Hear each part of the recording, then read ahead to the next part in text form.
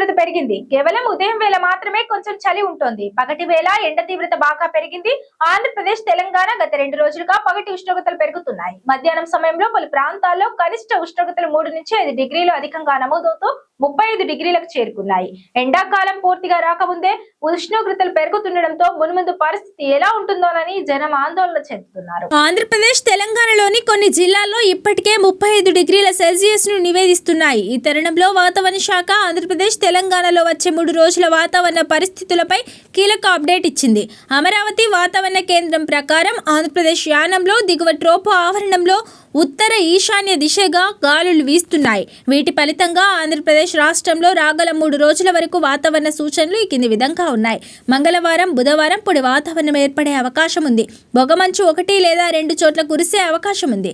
గురువారం పొడి వాతావరణం ఏర్పడే అవకాశం ఉంది. దక్షిణ కోస్తా ఆంధ్రప్రదేశ్ మంగళవారం, బుధవారం పొడి వాతావరణం ఏర్పడే అవకాశం ఉంది. పొగమంచు 1 లేదా 2 చోట్ల కురిసే అవకాశం ఉంది.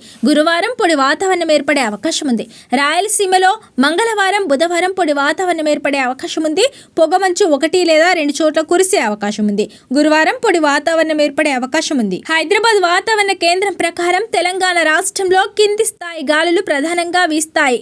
రాబోయే 2 రోజుల్లో తెలంగాణ రాష్ట్రంలో అక్కడక్కడ కనిష్ట ఉష్ణోగ్రతలు సాధారణం కంటే 2 డిగ్రీల సెల్సియస్ నుంచి 3 డిగ్రీల సెల్సియస్ వరకు తక్కువగా ఉండే అవకాశం ఉంది. రాగల 3 రోజులు మంగళవారం, బుధవారం, గురువారం తెలంగాణ రాష్ట్రంలో పొడి వాతావరణం ఏర్పడే అవకాశం ఉంది.